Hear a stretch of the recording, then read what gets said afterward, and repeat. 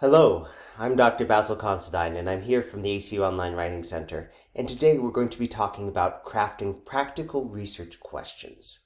Now, what happens that the specific assignment guidelines we'll be using as an example are from the Marriage and Family Therapy program, but these principles apply to anyone who is writing a research question for a proposed or actual study. And studies do not need to be something that is master's thesis or journal article or dissertation length. It can be an inquiry that you are embarking to answer within the realm of a week's assignment or multiple weeks assignment. The point is that you are trying to find answers to something, that you want to generate answers that are useful, that will help address a problem or issue, and that you will ultimately be able to actually answer these. More about those as we continue. If you're new to the Online Writing Center, welcome. We work with students throughout the process, and if this is your first time coming here and you're wondering, well, if I'm already looking at my final project, can I still come in? Yes, we work with students at any stage in the process. You can work with us through webinars such as this. We have a realm of resources on our website, including a complete catalog of webinar recordings. We have appointments where you can sign up for time, send in a draft, and we'll send you email within 24 hours of the time you signed up for. Or you can schedule a real-time appointment via phone or Zoom. Some of the offerings we have coming up, and this is a small fraction of the larger catalog available on our webinars page, where we have recordings of all of our webinars that we've offered. And I'd like to call your attention, if you scroll down past the schedule, to this tab view, you can select your program and see all the course tie-ins, all the webinars that have direct tie-ins to your particular classes. And we keep this updated as the term goes on, so if we add a new webinar tying in with your class, it'll get listed there as soon as it's uploaded and available. You'll see me using our APA course paper template later, so I recommend pausing this video and downloading that now. And let's talk about what we're going to discuss today. We're going to start with a review of some basic research methodology concepts, go through the do's and don'ts of research questions, and then we're going to look at Mfto 615's Week 4 Developing Research Questions assignment. And we'll finish with talking about how to go from the instructions to drafting an outline to make sure that you're doing exactly what the assignment is asking you to. So let's review some terminology, and I do want to stress this is not a replacement for the course reading. You do want to read that, especially the Creswell books, excerpts, because those will answer a lot of questions about the whys and wherefores. We'll do more of a refresher overview right now. So the three types of research methodologies, usually if people are doing their first study in a field that's not something where they're reusing an existing tool, usually their first original study will be a qualitative study. Qualitative research deals with information that cannot be easily expressed using numbers. I'm not saying that it can't be, because there are ways of coding things and doing analysis on that, but generally with things that don't reduce well. So, for example, if it's something where we're looking at conditions at a particular school, if you were going to be saying, okay, well, how many students are doing X? That would be a quantitative thing, something that does reduce the number, so you probably wouldn't want to use a qualitative methodology to explore that. Now, on the other hand, if you're looking at what are the things that students want, well, that's a question that you might investigate using a survey, or you might do interviews and say, okay, so it looks like people want these things. Based on these interviews that we're using, that we're doing a case study here, it appears that this is thing.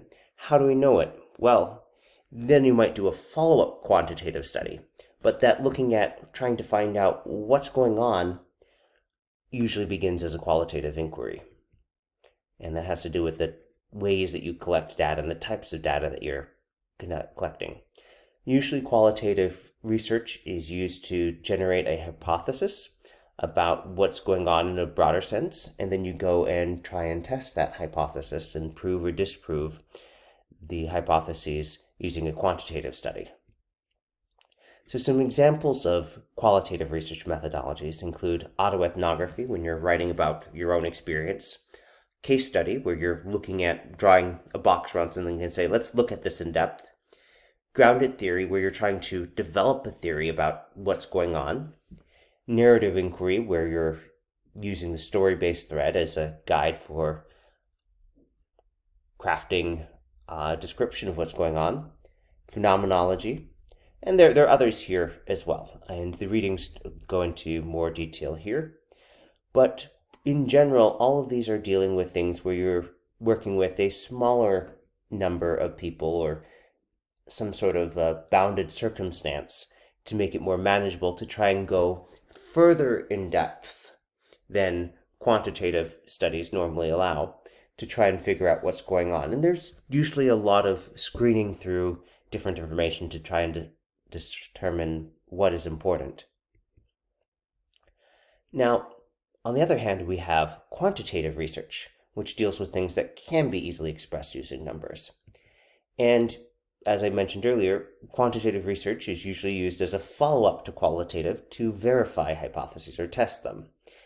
And some of the types of quantitative methodologies, and you might use, some would say quantitative research designs, descriptive, causal comparative, correlational, experimental, and these have to do with the degree to which you are isolating and controlling for different variables.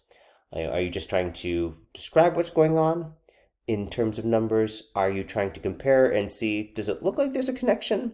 Are you changing things actively to see if there's a statistically significant difference when you change something, and other things of that ilk? And then a mixed methods study is going to be combining both qualitative and quantitative. Now, I do not recommend this for a first research project. Of course, many people will have experience having done research before, and so this may not be your first project. It may be your third, fourth, or 10th. But just be aware that mixed methods does require a lot more writing and preparation, and a general rule of thumb used in the social sciences is that a mixed method study will take you 4 times as long as a qualitative or quantitative study on the same topic. And there's certainly a time and place for that, but generally it's used for something that is much more well understood with a lot of prior research on the topic. Now, I do have a extended video about research methods. In this case, it is targeted towards people writing the research methods section of a thesis or dissertation that goes into these in more depth. That is available on the Writing Center website. But let us now look at some types of quantitative research questions. One of the most common types of quantitative research questions is the descriptive research question, where you're trying to summarize something about the population you're looking at. How much of this? How often do they do that? What percentage of them have these characteristics? What time does that happen? What is? You see that there's a lot of, oh, yes, we can tally that, we can count that. Now, descriptive is saying, okay, so we've got all this information and here are the numbers.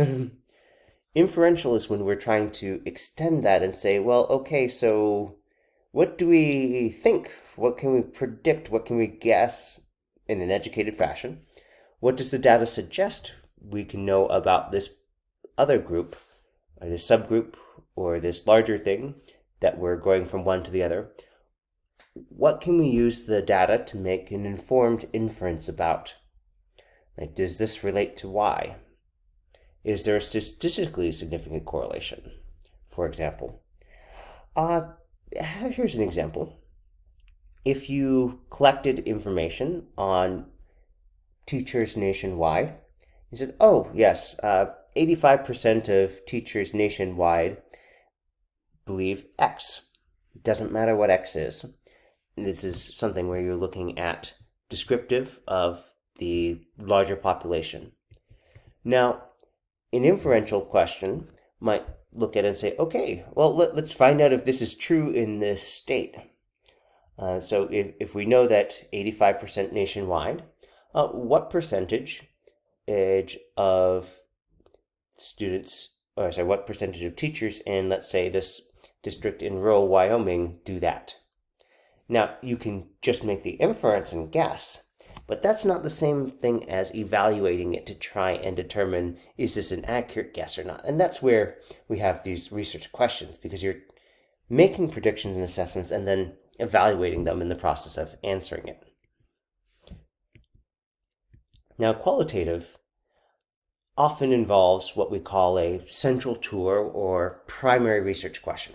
And that is the larger thing that you're trying to answer, usually to address a problem, to gain insight needed to address a problem or something like that. And one of the reasons that this is the primary research question is that to answer it, we need to answer some other research questions as well, which are secondary research questions. And so the secondary research questions are a means to answering the central tour or primary research question. All right, let's talk about some of the do's and don'ts. Do ask questions that are clear and focused, that are concise and specific. Complex, meaning we need to do some analysis and synthesis to answer. If it's just, what percentage do that? That is usually A, not a very interesting research question to be answering, and B, not something that requires a whole study to do. Now, if it's trying to find out something complex like, how do you keep students from dropping out in a high-risk environment? Or how do you keep couples who have had infidelity together? This is something that does not have an easy answer. If there was, a lot of us wouldn't have jobs. But because it's a complex phenomenon, there are things that we can look at that can help get at that can suggest that, and we're trying to figure out, among other things, do these work in combination or together, or which are the most effective? What are our best practices? Things like that, where it will require multiple questions and multiple answers and a bit of analysis along the way to determine. You also want questions that are arguable. It's like, is the sky blue? Well, you look outside and you look at it and say, yes, it's blue. That's not really something that rises to the level of a study. It's well documented. You can go look up and find what the spectrographic content of the light is and other things like that. And so that would not be a good research question because it would be simply confirming a well-known fact. You also want your questions to be designed to produce information that helps you address a problem. Now, there are more what we call abstract research topics out there. For our programs at ACU online, we are working with practical matters, and we want to make sure that you are addressing a problem that will, by doing your study, it will inform or enable or empower working on this and making things better. About that arguable exception, now there is a whole genre of research about testing the generalizability of previous findings, which is to say, to determine, does this work with this other group as well? And we might call that extending existing research. So for example, someone might do a pilot study with a small group, and you say, okay, great, well, they found these results. Let's go find if these results hold true with the larger population as well. Now, on the flip side, you don't want to ask questions that can't be answered. To quote The Hitchhiker's Guide to the Galaxy, what is the ultimate question of life, the universe, and everything? Well, you're not going to get a response to that. And while it might be a fun philosophical exercise, it's not a good one for writing your research questions because we want things that can be answered here. You also don't want it to be so broad that you can't answer it with the available time and resources. So, questions that are so broad they can't be answered. Now, this is something where often when you are planning, when you're thinking about it and getting excited about what you could do with the information if you answer the question, that's lovely. But we want to make sure that you can answer it in the time given, the time that you can afford. Because you can always do a pilot study, you can always work on a specific subpopulation and expand it later. But the question is first, what do you need to do for this specific assignment or this specific class or this specific degree? I have many students who have gone on and they've turned something that began as a course project into a large part of their career, and they're still working on it many years later. One of them even managed to get a multi-million-dollar grant from the state of California to work on it, which is a great reason to delay on expanding the scope until you have gotten the financial resources to tackle it. Now, with those resources, they're recruiting lots of study participants. With those resources, they are looking at much larger populations and also slicing it down into smaller groups and subpopulations to see how similar or different they are. That is the kind of thing to do when you've got lots of time and lots of money. So what is the scope that you need to answer for this specific thing? While also wanting to make sure that you don't narrow things down so much that it would just be something answerable by an interview question. For example, if you wrote a research question, what percentage of people like X? Well, that's basically, you could do a quick survey and just compile the statistics, and that's it. That's not really a question that merits doing a study on. It's not really worthy of being a research question. Now, if it was something where you're looking at multiple factors and saying, okay, well, what percentage like this and that, and how does this affect this other thing? Well, now we're starting into the area where it's not something that is just quickly answerable and where these may have more profound impacts from answering it. So the common line is that you want to generate useful and important information, and if it's something that could be generated with a quick interview question, it probably doesn't deserve a full-on research question. At this point, let's take a look at the MFTO 615 Developing Research Questions assignment. So this is from the Research Methods in Family Therapy course, and one of the functions of this course is to acquaint you with the different types of research and how to plan and bound an inquiry in preparation for a final project. And this assignment description starts with a preamble, a reminder to review the guidelines for developing research questions in the reading, and specifically to look at qualitative and quantitative research questions and descriptive and inferential questions. And then we have the instructions themselves, of which the last bullet is just saying follow APA style. And then we have our main instruction here. Write the following for the type of research study you are planning to propose. If you are proposing a qualitative study, write one central grand tour research question and 2 to 3 sub-questions. If you're proposing a quantitative study, write one set of descriptive questions and one set of inferential questions. If you're proposing a mixed method study, write one question that incorporates the procedures of the mixed method study and one question that incorporates the content of the study. And then if we look at the rubric, we see that there is some detail here where we have the rubric explaining that you can write 1 or 2 sets of central questions with 5 to 7 sub-questions. So that is showing that there is some variation here. Now, often what students will do here is that they will write 2 different central questions where the research can go in a different direction. And then they'll use faculty feedback to determine where they go next. Now, this is something where, if in doubt, you can always ask your professor. It's always a great idea when you have questions about things. But looking at the rubric here, it looks like you want to have a set of questions that you can narrow down later. And the rest, that matches pretty well with the assignment's instructions here. So if there's a question to ask the professor about, I would say it would be about whether your central research question should be paired or not. All right, at this point, we're going to just look at how this might break down. And so if you haven't already, grab a copy of our APA course paper template. And here you can see that I have downloaded a copy of the APA course paper template.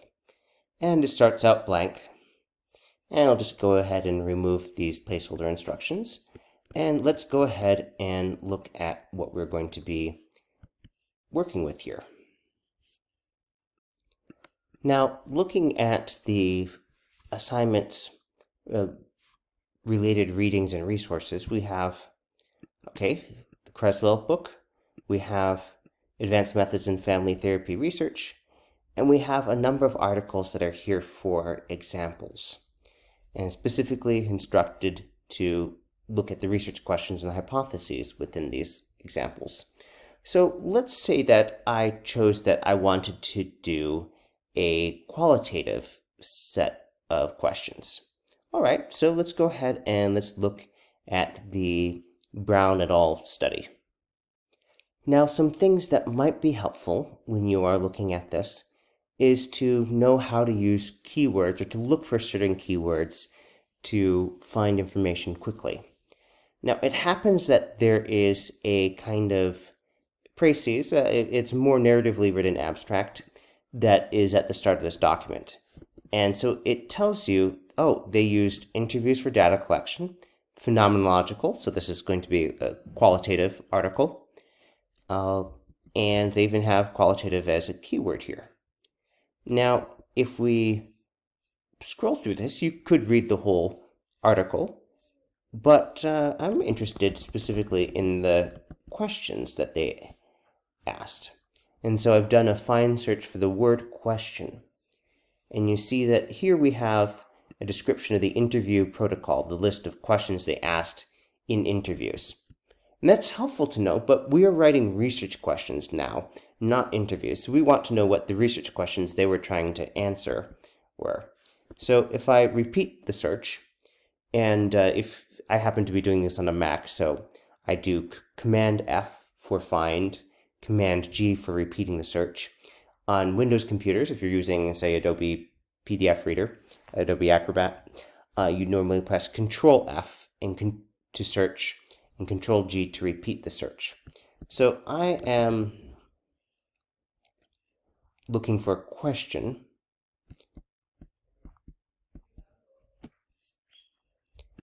One helpful thing to look at as we are jumping through here, they actually explain their process in what's a pretty good summary of how we recommend that you go about doing much of this. They say they used 3 methods of verification to demonstrate the validity of the analysis. First, they did a literature search following the phenomenological method, bracketed, meaning they're looking at it and analyzing it through that, identifying negative cases and keeping field notes to check that. All right, great. Member checking, where they go back and check with the research participants to make sure that they have transcribed and assessed things accurately. And then peer review. So if we were to make an analogy to the course here, you are being guided by the readings to craft your preliminary inquiry, and then you will be getting feedback on this through this course.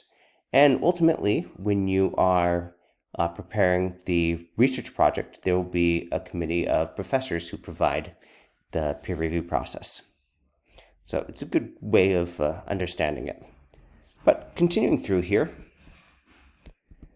so I am continuing my way through, and one of the things when you're doing a keyword search is that it doesn't always find what you are looking for per se, because sometimes it's coded under different words. So let's now take more of a big picture look here and look at this article, scrolling through the different headings. And again, we have interview protocol here. But if we're looking through this, we see, okay, they're describing the approach that they used, the method that they used,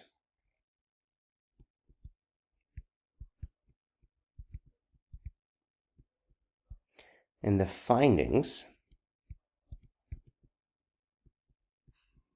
sorted into sections there. And then there's the conclusion. Now, here's why we went all the way to the conclusion. The problem that framed this study was the high rates of depression and suffering that are found in people awaiting liver transplantation. An examination of the lived experience of patients waiting for transplant followed. So while it's not explicitly written out using a question here, this actually does tell us what the question they were trying to answer is. And it has to do with this being a phenomenological study.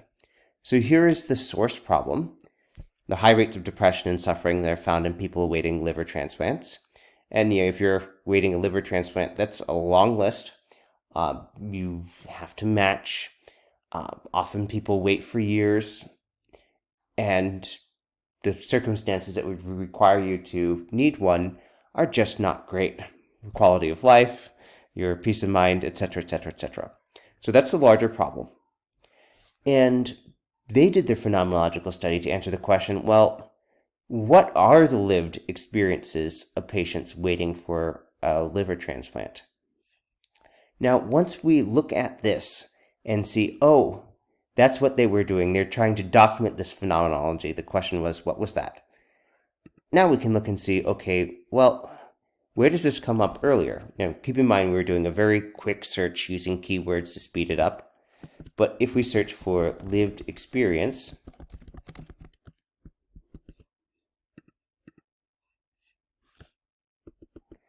that helps us navigate this larger paper.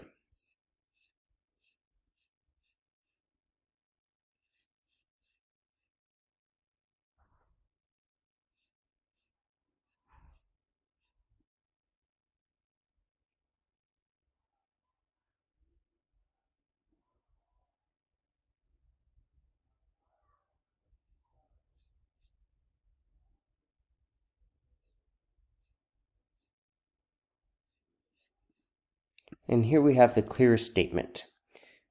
The purpose of our phenomenological study was to explore what meaning people with liver failure ascribed to the experience of waiting for transplant in a major Midwestern transplant center. So if we were to be writing this as a question, and of course, this is not a question that you would answer in Mfto, so don't do that for you. But if you were going to be rephrasing this as a question,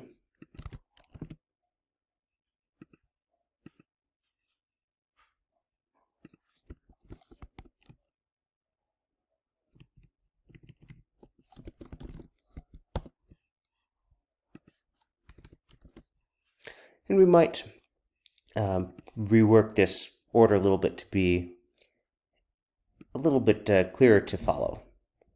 What meanings do people with liver failure at a major Midwestern transplant center ascribe to the experience of waiting for a transplant? So we have the question, what meanings? Whose meanings? These people. About what? The experience of waiting for a transplant. So this is going to be a somewhat complex thing to answer because it's a broad phenomenon, so phenomenological study, and it's not going to be something probably where it's just like, oh yes, they're all worried. Well, some of them might be hopeful, and there are all sorts of other things that they might have, religious beliefs and other things like that. And so if you were writing this out, and going back to our description here, where if you are proposing a qualitative study, write one central grand tour research question and two or three sub-questions to go with this. Okay, so phenomenological research is definitely qualitative. It deals with things that do not easily reduce or convert to numbers. If that's the case, then how would we label it?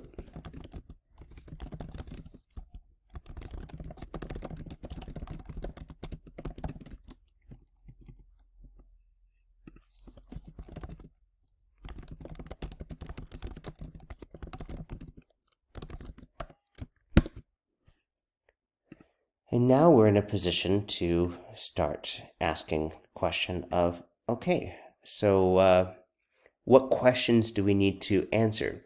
Not questions to ask the people, but what questions do we need to answer to be able to answer this larger one? And one that we might ask is,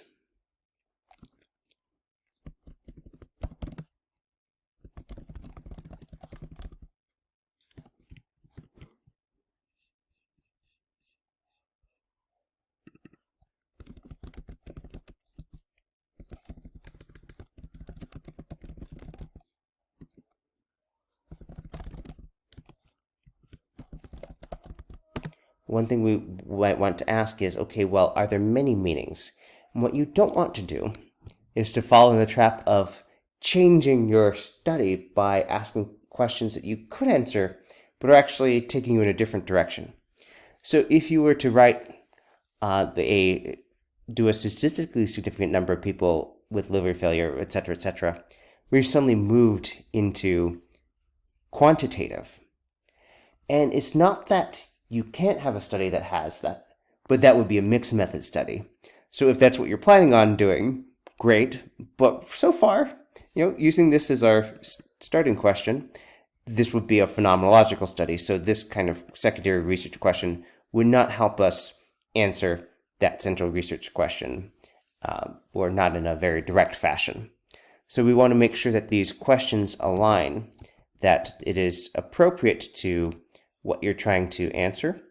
And so let's look at what might do that.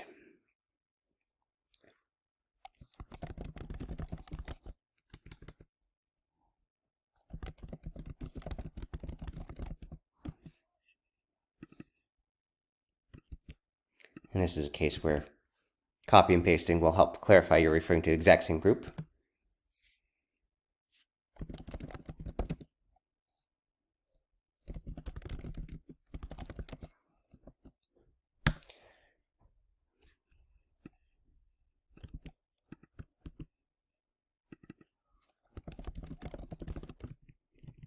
And I don't know what particular directions you might go with this. This is something where the secondary research questions will usually be guided by your examination of the existing literature, what is known and what isn't known. But for example, about increasing delays, about angel donors, about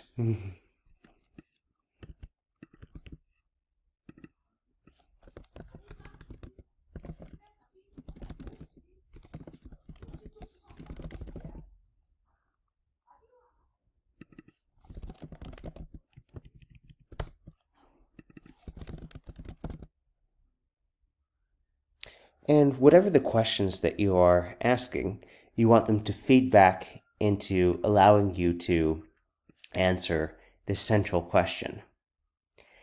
And whether it's a quantitative question or a qualitative question, that alignment is key, because all of these topics will be sufficiently broad that you can go in many different directions, but keep in mind what you have to do here. Let's look at one more example here. If you're proposing a quantitative study, okay, well, let's go ahead and look at one of the journal articles. So if I go ahead and look back at the course readings, let's collapse that. Let's look at the Rubin and Parrish article here. So this is looking at evidence-based practice views in social work programs. So that's a national survey. Okay, great. Now, if we're just browsing through this here, you can see that they list concerns out there. They identify some discrepancies documented in the literature. And I've pulled up the PDF download of the article, and I've done a search for the word question. And you can see in this program that I'm using, this is Apple Preview or Mac Preview, I can jump quickly to different pages that have this. And you'll see that looking briefly, we can look at the original questionnaire. Great. And we see here the second result. One research question in our national survey of faculty members was, what is the prevalence of favorable and unfavorable views of VBP, that's evidence-based practice, among social work educators in MSW programs? So they're highlighting one of the research questions from the larger questions they're supposed to answer. And they're explaining here that they had a question on their survey that was designed to assess just that. So that's a nice instance of their explaining the alignment between research questions and survey questions. Now you can continue through and we see that they discuss each of the research questions in turn. Great. Now let's take a look back at the instructions there. If you're proposing a quantitative study, write one set of descriptive questions and one set of inferential questions. So let's look at what they have here in terms of what these questions are delving into. Because if we look at this previous one, okay, what is the prevalence of favorable and unfavorable views? That is really a descriptive question that's asking, okay, well, prevalence, how many? Or how many indicated X? Now, if we go to this next page here, looking at research question number 3, to what extent are educators in MSW programs deeming sources of evidence at the lower levels of the research hierarchy as sufficient? Well, this is going beyond the question of just what did the people on the taking the survey indicate, and asking the question, well, okay, if we went nationwide, how much is this going to be out there? And so that's starting to move us more into the realm of inference, or rather, when you go beyond just reporting, okay, this percent and said this, and you go to, well, this suggests that this percentage nationwide, or that this is a very common thing nationwide, etc., etc. That is the kind of thing that we're moving from just reporting, descriptive, to inference. Now, here we have a nice clear statement of the 3 research questions. What is the prevalence of favorable and unfavorable views of EBP? To what extent are these people defining EBP as a process versus as a way to designate certain interventions as evidence-based, or both? And to what extent are they deeming sources of evidence at the lower levels of the research hierarchy as sufficient for deeming an intervention to be empirically supported, or for conveying to students that an intervention is evidence-based? And that's not the kind of thing where just one survey question answer is really going to tell you that. That's something where you really need to do some analysis and try and figure out what the big picture is and what's thus reflective of the larger whole. So, looking at that, we have examples of questions following different avenues of quantitative inquiry. This is a great article to use. It's reasonably short. It's about 13 pages. And it breaks down the whys that they do and the processes. And so it's a good one to look at when you're thinking about what kinds of things are helpful to explain and use to bracket why you are doing what you are setting out. That includes the rationale for addressing the problem. That includes asking the questions of, well, okay, why these specific methods, or this specific design, why this type of question. And overall, it's a great model to use. So make sure you do the reading and look into this. With that, I think it is time for us to wrap things up. So if you have any questions, first, questions about the course content, always best addressed to the professor. But if it's about the writing or following through on the assignment guidelines and getting feedback on it, you're welcome to schedule an appointment with us. If you have a quick question about formatting, send us writing to If you have a quick question about writing, send us an email at onlinewritingcenter@ACU, or just schedule an appointment, and you can find all these videos and more on the Online Writing Center website. Have a good day.